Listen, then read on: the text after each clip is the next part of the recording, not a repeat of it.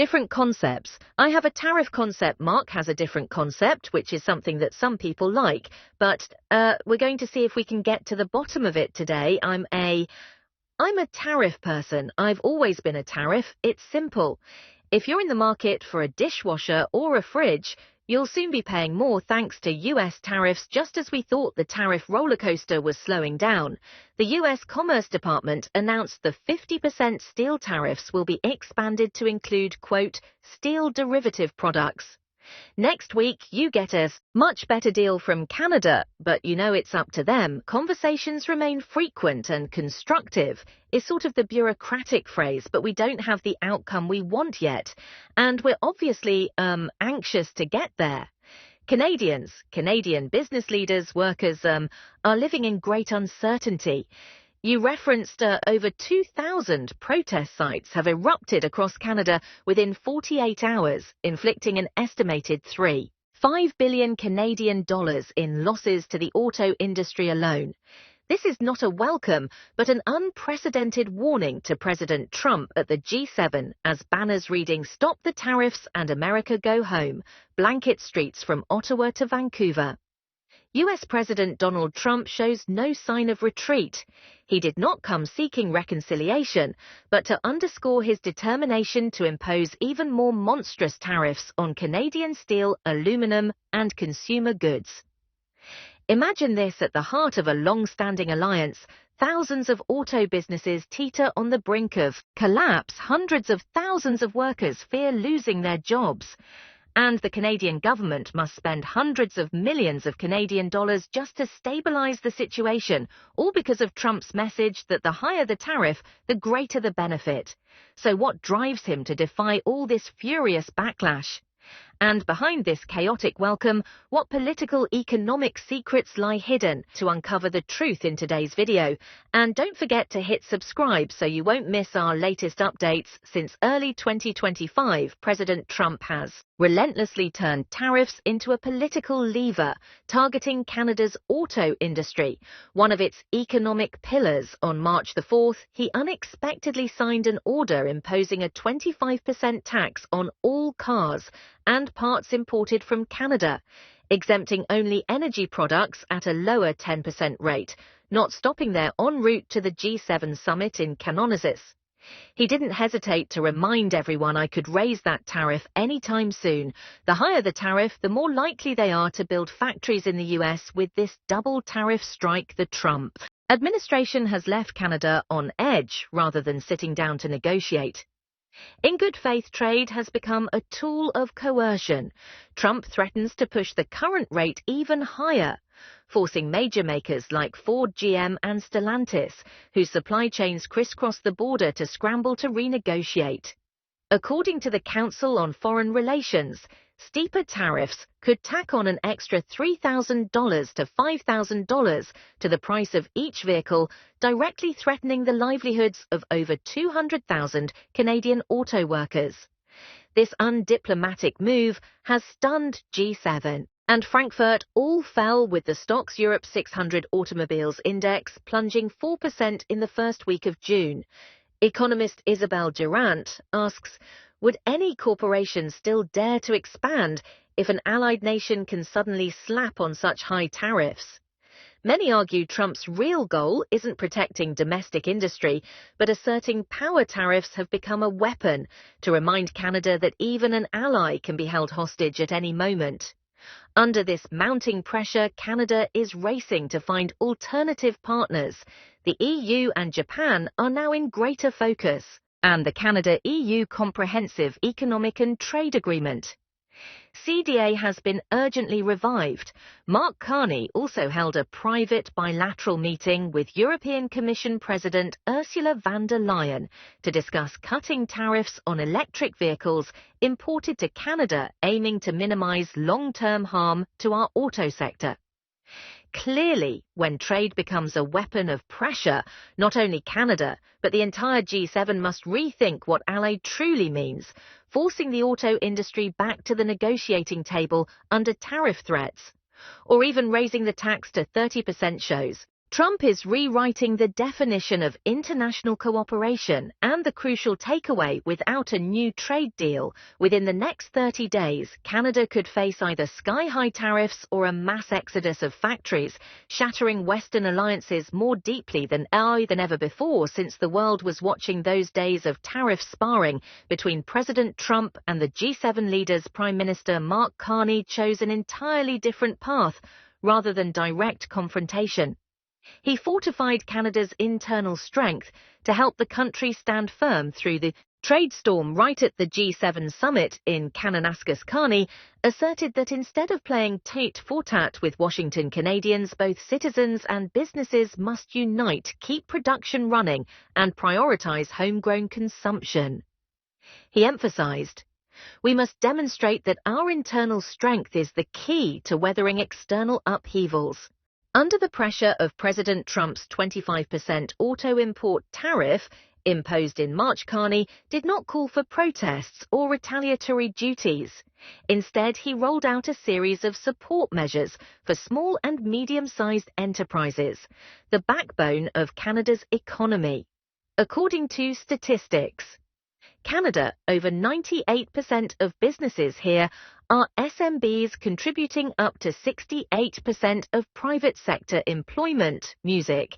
To ensure none are left behind, the government dedicated $4 billion Canadian dollars to the Canada Digital Adoption Program, CADP. Each company can receive up to $15,000 Canadian dollars to develop its digitization plan, plus interest-free loans of up to $100,000 Canadian dollars for software and expert consulting. Thanks to this, a small bakery in Ontario or an auto parts plant in Quebec can rapidly shift to online sales, optimize processes, and reduce risks. When global supply chains hiccup, Carney didn't stop there. He teamed up with provincial leaders to accelerate essential infrastructure projects, lessening Canada's reliance on U.S. supplies. At a late May meeting in Saskatoon, he and the premiers unveiled plans to speed up construction of seaports, oil pipelines, and strategic electronics warehouse facilities. The goal: create a buffer network so that if imports falter, Canadian factories still have enough components to keep running for at least 60 days. Although subtle, experts say this strategy forms a sturdy shield against mass layoffs when border trade freezes. Moreover, Carney called for expanding strategic stockpiles of medical supplies and industrial components, and urged multinationals to relocate parts of their production lines to Canadian soil. Music. Early results are already visible. Over 40 global corporations have pledged an additional $1.2 billion Canadian dollars in Q2 2025 to build or expand facilities. This quiet but effective policy has given Canadians more than just protest talk. They now see a future in choosing made in Canada. In short, while Trump wields the tariff lever to force Canada's hand, Carney has definitely turned the situation into an economic vision reboot. Instead of direct pushback, he mobilizes internal strengths, from small businesses to warehousing systems, from digitization programs to key infrastructure projects. This approach not only minimizes immediate harm, but also lays a sustainable foundation for long-term growth. A clear message to the G7: that although political pressures may stir the storm, true resilience comes from national strength.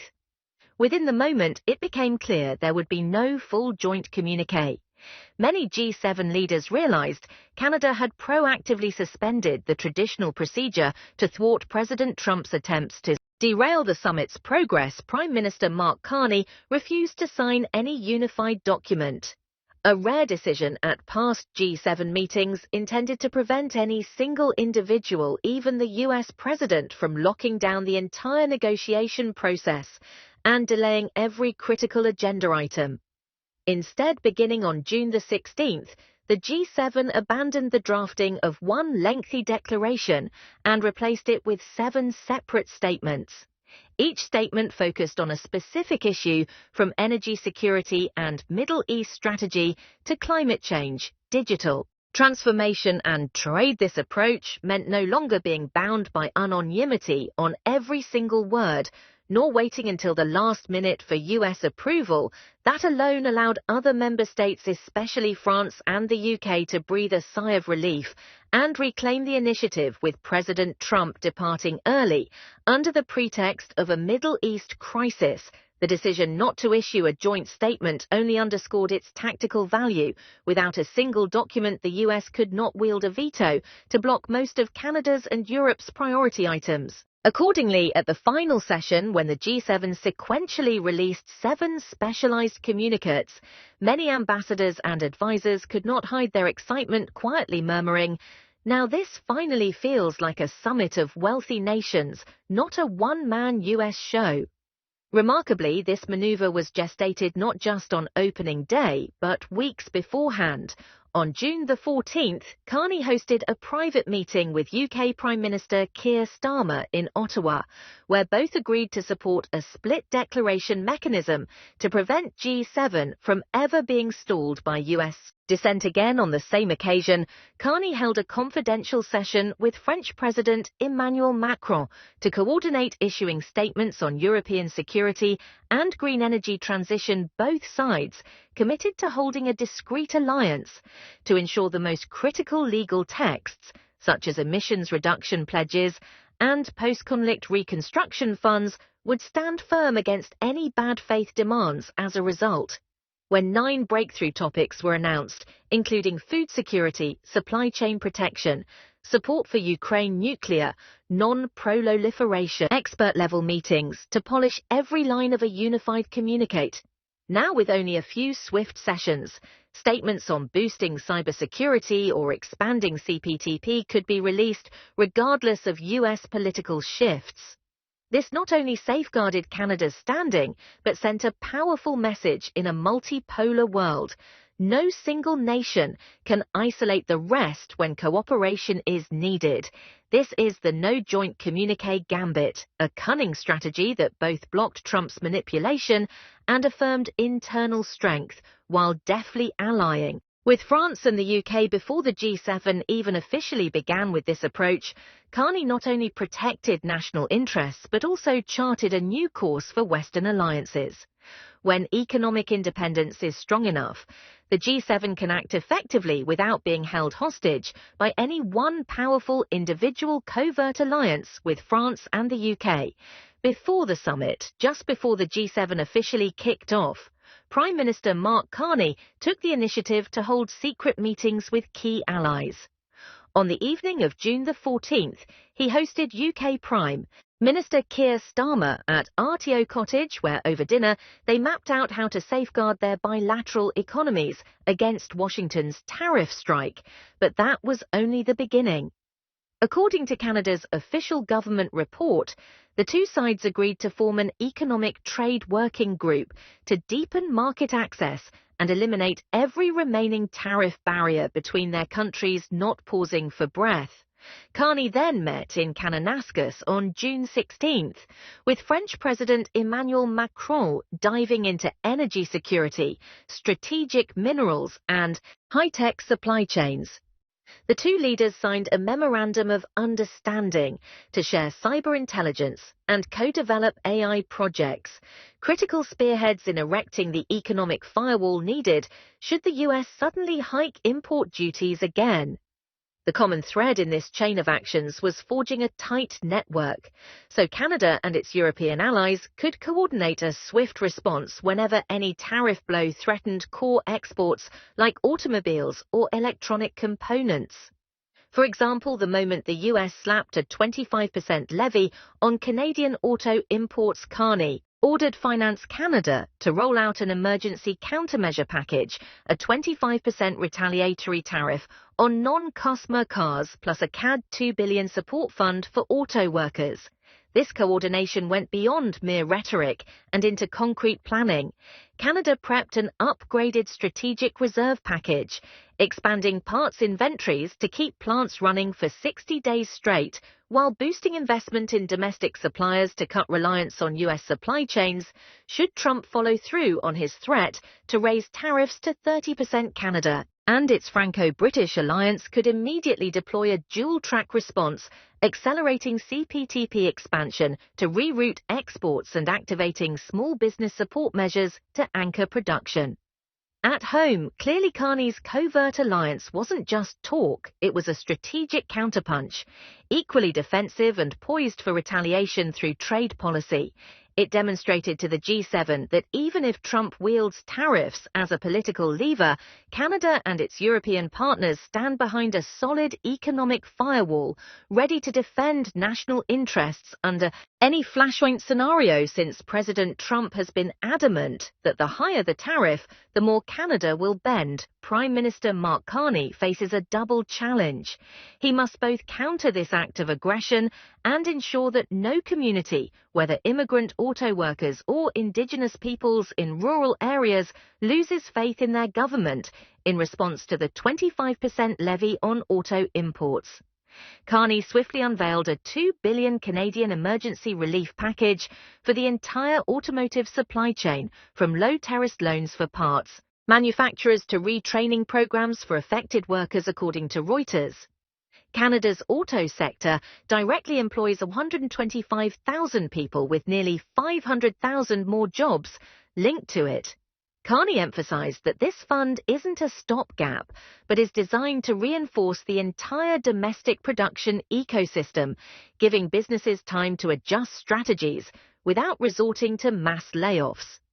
Meanwhile, to offset losses in provinces dependent on tourism, a sector that has ground to a halt amid international boycott, the Canadian government rolled out the Canada Strong Pass, granting free VIA rail travel for under 18s and 50% off national park and museum admissions through the end of August. This move not only stimulates domestic demand, but sends a clear message. Even if the US border closes, Canada remains safe, vibrant and reliable for its own citizens, not forgetting agriculture, another economic cornerstone. Carney pushed for an interprovincial free trade flow by pledging to eliminate internal trade barriers by July 1, 2025, a Business Live report citing government. Data shows that removing these transport hurdles could cut costs by up to 15% and boost GDP by 4 to 8%.